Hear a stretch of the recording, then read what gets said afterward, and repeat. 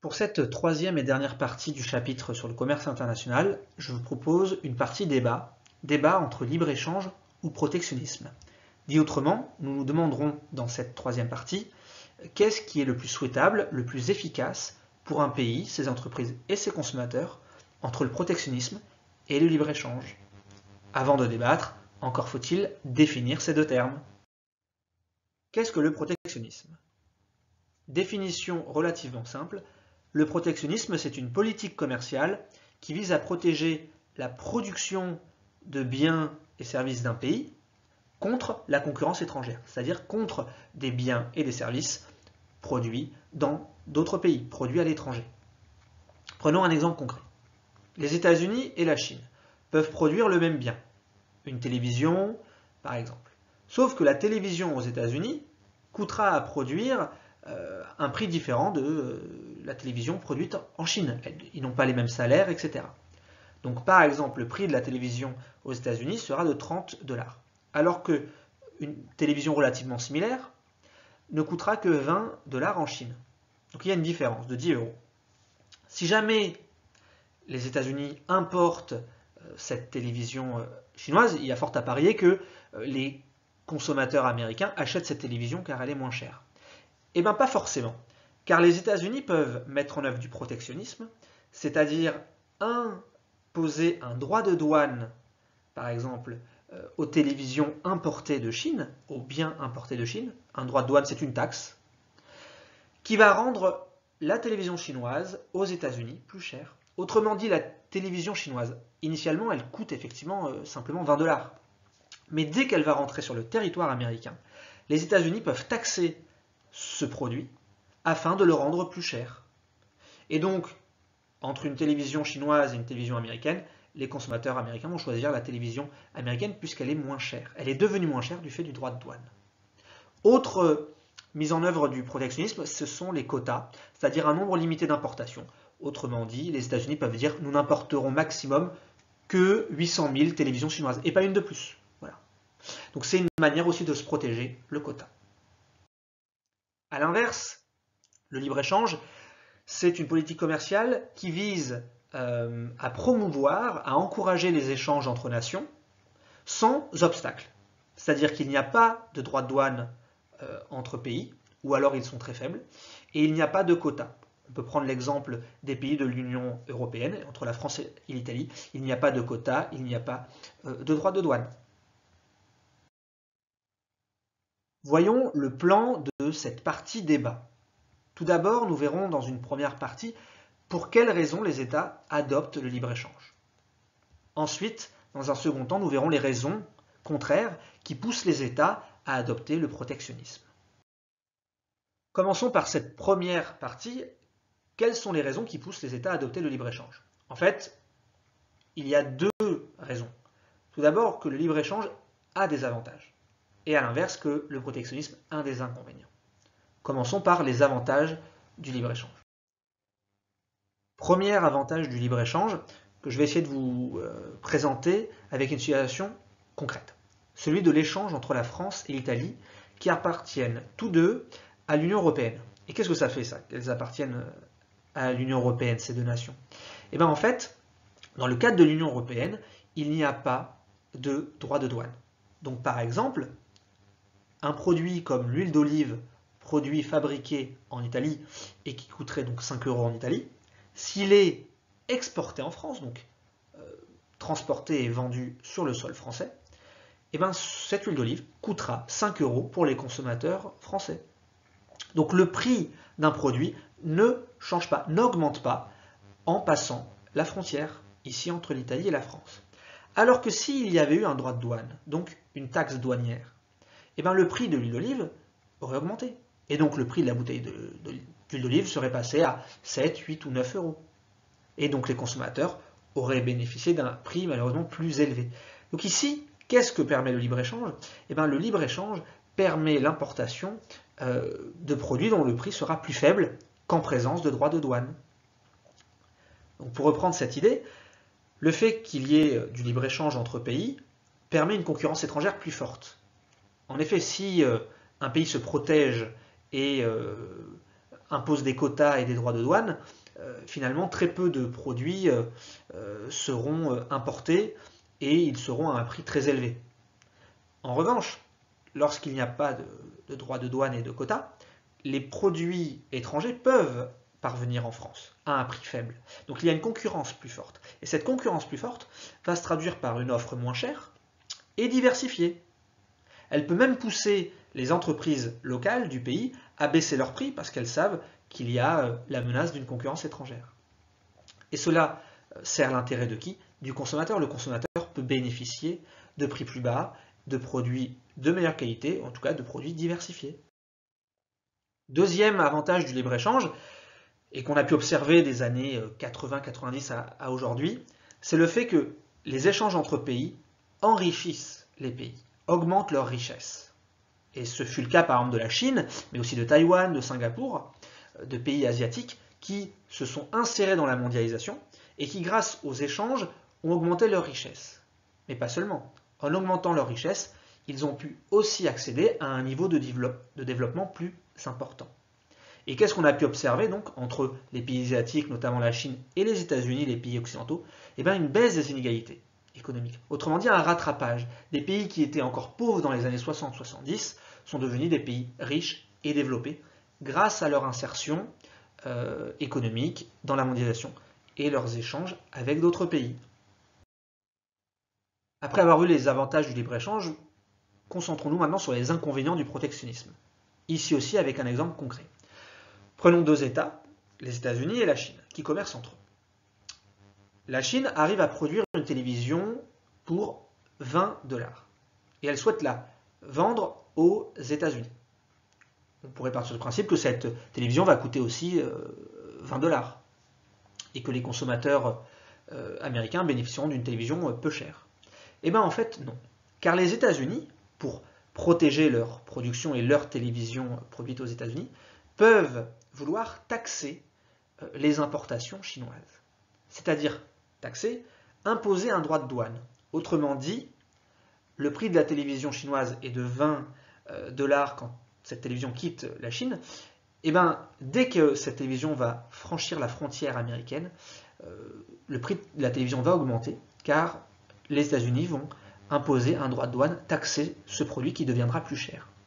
Ici, par exemple, le prix de la télévision qui était à la base en Chine de 20 $, lorsqu'il va franchir la frontière américaine, va être taxé à hauteur de 15 $. Et donc le produit chinois sur le sol américain vaudra 35 $. Et donc, les consommateurs pourront effectivement se diriger davantage vers des produits américains, peut-être parce qu'ils sont de revenus moins chers. Mais le problème n'est pas réglé. Qu'est-ce qui se passe lorsque la concurrence étrangère est plus faible? Eh bien, les consommateurs vont avoir accès à des produits plus chers et moins diversifiés. Et donc cela va diminuer leur satisfaction. Voyons maintenant les raisons qui poussent les États à adopter non le libre-échange, mais le protectionnisme. Nous aurons un raisonnement similaire à celui de la première partie. Nous verrons que le libre-échange, cette fois, a des inconvénients et que le protectionnisme a des avantages. Premier inconvénient du libre-échange, qui est souvent relayé par les médias, ce sont les délocalisations. Alors qu'est-ce qu'une délocalisation? C'est le fait pour une entreprise de transférer sa production, ou une partie de sa production, donc ses machines, ses usines, d'un pays à un autre. Donc, par exemple, une entreprise qui produit des voitures en France va délocaliser, transférer cette production-là de voitures dans un autre pays comme la Roumanie, le Vietnam ou la Chine, par exemple. Et cela va se traduire par une fermeture d'usines donc en France et possiblement donc une hausse du chômage, vu qu'il y a une destruction d'emplois du fait de cette fermeture d'usines. Mais en fait, il nous faut distinguer différents secteurs. Des secteurs protégés, et prenons un exemple la coiffure, des secteurs moins protégés comme les centres d'appel par exemple, ou la production d'automobiles. Pourquoi? Parce que pour délocaliser une production, encore faut-il qu'elle soit délocalisable et transférable. Vous pouvez effectivement transférer des personnes qui répondent dans un centre d'appel, un service après-vente ou une production d'automobiles, de voitures, vous pouvez la délocaliser parce qu'on peut produire ce même service ou ces mêmes biens dans un autre pays. La production de voitures, par exemple, peut avoir lieu en France, mais elle peut aussi avoir lieu en Roumanie. Voilà. Et c'est ce que fait Renault, par exemple, avec les voitures Dacia. En revanche, c'est plus difficile de délocaliser votre coiffeur. Pourquoi? Parce que lorsque vous voulez aller chez le coiffeur, vous n'allez pas aller en Roumanie, vous allez aller en bas de chez vous. Donc vous voyez, il y a certains secteurs, certaines activités qui ne sont pas délocalisables parce que leur consommation doit avoir lieu à proximité des consommateurs. Donc vous voyez, il y a des secteurs qui vont être protégés et des secteurs moins protégés. Et les délocalisations concernant les secteurs moins protégés vont créer des inégalités entre individus et entre salariés d'un même pays. Par exemple, ceux qui vont perdre leur emploi dans les secteurs moins protégés et où il y a des délocalisations vont avoir des pertes de salaire ou vont être au chômage, tandis que les salariés dans les secteurs protégés continueront à avoir des revenus fixes, etc. Donc on peut avoir des inégalités du fait des délocalisations. Deuxième inconvénient du libre-échange, c'est le risque de concurrence déloyale.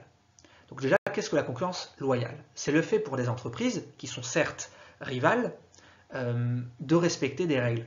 Par exemple, une entreprise ne va pas faire travailler ses salariés 72 heures par semaine, tandis que l'autre respecterait les 35 heures. Non, elle respecte les mêmes règles. Et bien, une concurrence déloyale, c'est lorsque les entreprises, qui sont rivales, ne respectent pas les mêmes règles. Et le libre-échange peut malheureusement s'accompagner de cela. Pourquoi? Parce que le libre-échange se réalise et mis en œuvre avec plein de pays différents et qui n'ont pas donc les mêmes législations, les mêmes lois, les mêmes règles. Et le risque pour un pays, comme la France par exemple, ce serait d'importer des biens, mais qui ont été produits sans tenir compte de règles en termes de santé. Par exemple, un pays dont les entreprises utiliseraient des produits chimiques, des produits nocifs pour la santé, par exemple la présence de plomb dans des jouets pour enfants. Donc la France, elle, a une réglementation assez stricte en termes de produits utilisés, et d'autres pays seront moins stricts concernant des produits nocifs. Autre règle qui peut ne pas être respectée, c'est le droit social, donc par exemple en termes de salaire ou en termes de travail d'enfants. La France proscrit le travail des enfants dans les usines, d'autres pays utilisent encore des enfants dans leurs usines, et cela crée du coup une situation de concurrence déloyale, car les entreprises d'un pays respectent la réglementation tandis que d'autres ne la respectent pas. Voyons maintenant les avantages du protectionnisme, en commençant par le premier argument. Le protectionnisme permet de protéger les industries naissantes. Alors qu'est-ce qu'une industrie naissante? C'est une industrie qui vient de naître. Et concrètement, comme elle vient de naître, elle n'est pas encore développée, elle n'est pas encore achevée. Un peu comme un enfant qui a besoin de se développer, de nouvelles industries qui viennent d'apparaître ne vont pas être lancées et ne vont pas se confronter à la concurrence étrangère. Pourquoi? Parce qu'imaginez un pays comme les États-Unis qui produisent des avions Boeing depuis des décennies et donc qui ont acquis un savoir-faire, de l'expérience. Si la France, par exemple, veut se mettre à produire des avions avec Airbus, ils ne vont pas soumettre Airbus et donc leurs avions à la concurrence américaine sans un peu de préparation. Il faut pouvoir se battre un peu à armes égales, et donc que sera tenté de faire la France? Eh bien, c'est de protéger cette industrie, ici l'aéronautique, les avions, le temps qu'elle se développe, le temps qu'elle gagne en expérience et qu'elle puisse affronter les avions Boeing, les avions américains sur le marché international. En fait, le protectionnisme dans l'enfance des industries naissantes, c'est protéger ces industries qui viennent de naître pour qu'elles se développent et qu'elles soient aptes, capables d'affronter la concurrence internationale. Et concrètement, cela peut prendre deux moyens. Soit encourager les industries naissantes à améliorer leur manière de produire pour avoir des prix très faibles et donc avoir une compétitivité prix, ou au contraire, miser sur la qualité des produits afin qu'elles gagnent en compétitivité hors prix. Mais tout ça, ça ne prend pas quelques semaines, il faut des années, voire des décennies, avant qu'une industrie soit compétitive. Et le temps qu'elle soit compétitive, un État peut vouloir protéger ces industries et donc utiliser le protectionnisme. Deuxième argument en faveur du protectionnisme, c'est qu'il peut permettre de rester indépendant dans certains secteurs jugés stratégiques.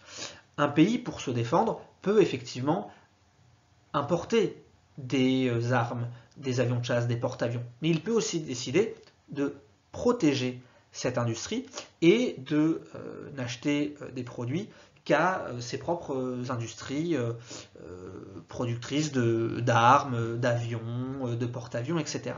Donc un pays, dans le secteur de l'armement, de sa défense nationale, peut considérer qu'il s'agit d'un secteur sensible, vraiment très important, et il va alors refuser d'importer des produits de l'étranger, pour vouloir rester indépendant dans ce secteur-là. Deuxième secteur qui peut être jugé stratégique, c'est l'alimentation. Et donc la protection de l'agriculture est refuser ou modérer le libre-échange dans ce cas-là, taxer les produits étrangers et favoriser sa production agricole. Avec la crise Covid, on s'est rendu compte que la France, par exemple, ne produisait plus de masques. Or, les masques ont été nécessaires lors de la crise du Covid, et les masques étaient produits par la Chine, par des pays asiatiques.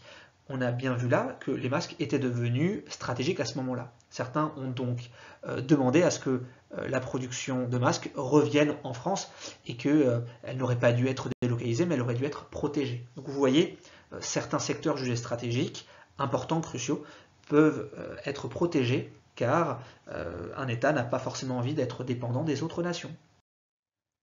Finissons cette troisième partie débat, libre-échange ou protectionnisme, par une synthèse. Le libre-échange permet tout d'abord une hausse du pouvoir d'achat des consommateurs, car les consommateurs vont pouvoir consommer des biens étrangers moins chers, non taxés, et des biens diversifiés. Cela augmente donc leur satisfaction.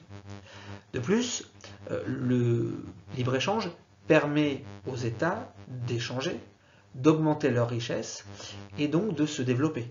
Nous avons pu constater, entre pays asiatiques et entre pays occidentaux, États-Unis, un rattrapage des pays asiatiques et donc une baisse des inégalités entre pays du fait des échanges commerciaux.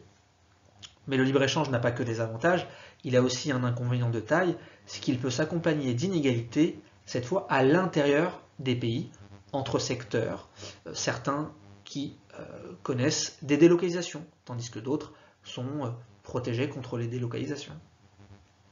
À son tour, le protectionnisme a des avantages. Il permet de rester indépendant dans certains secteurs jugés stratégiques, comme l'alimentation, mais aussi l'armement, et il permet de développer des industries naissantes, encore jeunes, mais qui seront dans le futur capables d'affronter la concurrence étrangère. L'inconvénient majeur du protectionnisme, c'est qu'il nuit au pouvoir d'achat des consommateurs, qui devront donc payer des produits plus chers, voire moins diversifiés.